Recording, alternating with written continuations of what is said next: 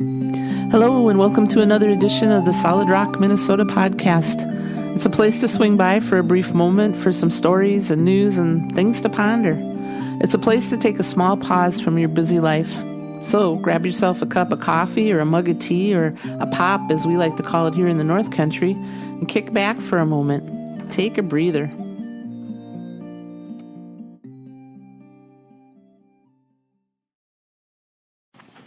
Our 10 days in El Paso with our son and his family quickly came to an end, and we needed to pack up Big Eddie and the cow and start our trek back towards our Minnesota winter, which, according to all those back home, is never ending. There was an expected storm crossing the upper Midwest and ready to drop a foot or more of blowing snow on Minnesota.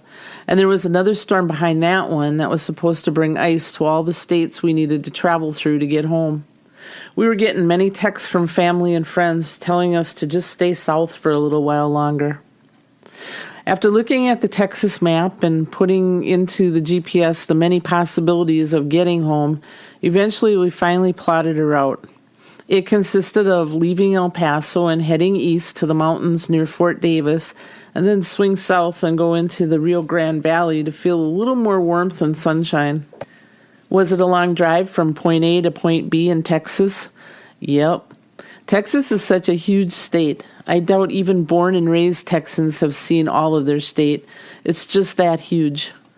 While we were driving, we were very aware of how few and far in between houses are from one another, and how far the homes are from any town. While I complain about my 36-mile round trip to Walmart for groceries, these people easily triple the distance to any town.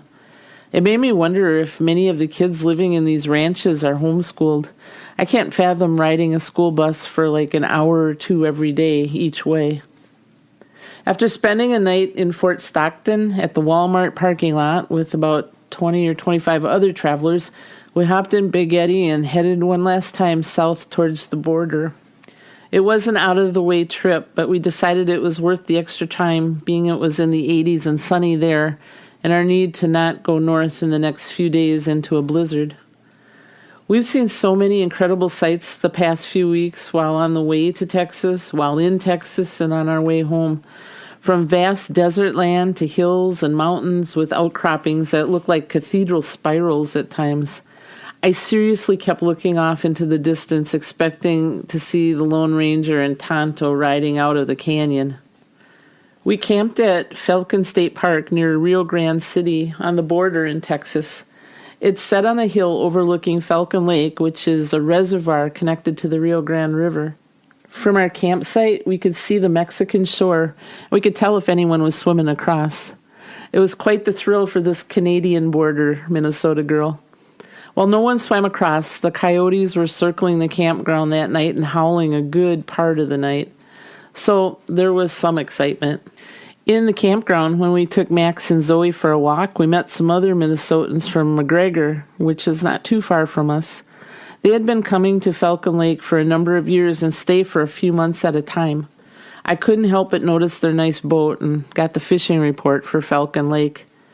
And hearing about the platter-sized crappies and the 10-pound bass, I caught myself just about drooling for some shore lunch and hot oil to fry the fish in. I am so looking forward to this year fishing the many Minnesota waters we have. And I'm looking forward to sitting up north by a campfire, maybe playing my guitar after a long day paddling the lakes and fishing, and just gazing into a mesmerizing fire. So after leaving Falcon Lake, we headed over to the Rio Grande Valley and around Mission and McAllen, Texas. Near Mission, there is the last ferry from the U.S. to Mexico, and it is a man-pulled ferry. For a really cheap fee, like $2 a person and $5 for your vehicle, you can walk on or drive your car onto the ferry, and the two guys will pull the rope that's tied up across the Rio Grande River and pull you to the Mexican side. It's a sight to watch, and just hard to believe that something so primitive from today's modes of transportation still exist, and probably work way better too. It has changed quite a bit since the last time we were there a few years ago. Instead of a couple of guys pulling a ferry across and a lonely border patrol agent sitting idly in a little shack reading the newspaper, It's now a grand concrete fenced-in checkpoint like all the other entrances into the U.S., but still a man-pulled ferry. As we rounded the border and wound up our way to Corpus Christi, we realized that after about 3 weeks of being gone from home, we really were ready to get back to Minnesota. Even if there was another foot of snow on the ground and it's still below zero. As great as this trip had been, it's time for these Minnesotans and their canines to head north and bundle up and face the rest of winter. But 3 weeks out of the cold and snow was something to experience. So rather than continue up the Gulf and into Louisiana's Gulf Coast, we decided to start heading north to home 3 days early. We decided if we waited out the second storm, we would be stranded in rainy, cold Louisiana for an extra few days. And while it's still warmer than home and the foot of new blowing snow, well, we just wanted to get home. We had had such a great time at the RV park with the family and looking around El Paso. We were pretty content to call the trip successful. And after leaving them and seeing so much more of Texas, it was almost more than we could process. Again, as I said before, Texas is one gigantic state. With the most current radar and weather forecasts, we decided if we headed straight north into Oklahoma, we could get behind the blizzard hitting the plains and home and ahead of the one that was just west of us, ready to drop ice and sleet all over Texas, Oklahoma, and Kansas. So off we headed due north up Interstate 35, keeping one eye on the weather and the other on the clock, hoping to time it all. Let the journey begin. The first evening on the way home, we drove until dark and wound up at a truck stop in the midst of a couple dozen or more 18-wheelers surrounding us with their engines running all night. I was just drifting off to sleep with the constant noise of the semis when all of a sudden a blast of a train whistle about 10 yards from us went off. I bolted up, my best half rolled over exhausted from driving and mumbled that it was just like in the movie My Cousin Vinny. I settled back into the bed and once again started to fall asleep about an hour later. Again, the train whistle went blasting its horn. All night long, every hour on the hour, a train came by. It was an interesting night trying to sleep. Fortunately, the driver is also pretty deaf and didn't hear much or even wake up through the night. We got up, fed the pups, and checked the radar and weather for the area once again and wasted no time heading north. We finally were out of never-ending Texas and into Oklahoma and Kansas. As we continued north, the weather stayed pretty stable and temps were in the 50s. I refused to get out of my shorts and flip-flops until it was actually cold once again. And as usual, I got many stares from the locals until they saw Big Eddie and the cow and saw the license plate was from Minnesota. Then they kind of gave me an understanding look. Our last night sleeping in the cow in Kansas brought the temps down to 1 above, and all night the campers shook with the intense Kansas winds. We both burrowed into the winter polar sleeping bags and stayed pretty warm. The dogs were on a sleeping bag and had 2 big quilts piled on them and dared not move for fear of getting cold. Since we had gone from a warm climate, they had started actually to shed their winter coats, so they were feeling the cold too. The next morning, I donned my jeans and hooded sweatshirt and polar vest and hat and hitched the dogs up to go out for a fast potty break, and we all dove into Big Eddie shivering and shaking.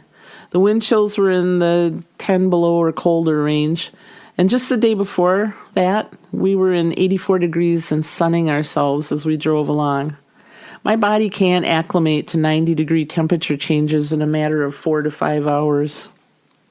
We drove like crazy the last 15 hours just to get home and not have to stay in a cold camper another night. We were right between the 2 storms and the roads stayed dry and clear the whole way home.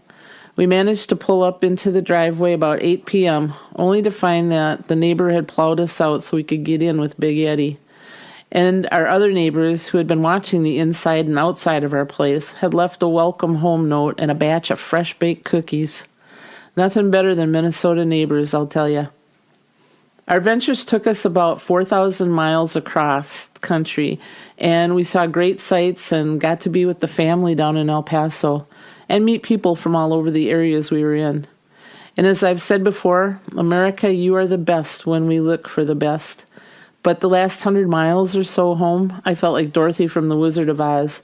I was clicking my frozen feet saying, there's no place like home. There's no place like home. Minnesota, you're home sweet home to me. You've been listening to the podcast, The Solid Rock, Minnesota. We're honored and happy you've taken the time from your busy day to give us a listen. If you've enjoyed spending just a few minutes with us, please tell your family and friends to stop by and check us out. Feel free to leave a comment here and subscribe to the Solid Rock, Minnesota podcast. You can also stop by and pick up a free bumper sticker. Just visit our website at www.solidrockminnesota.com. Until next time, may you be surrounded with life, laughter, family, and friends, people who truly know you. Many blessings.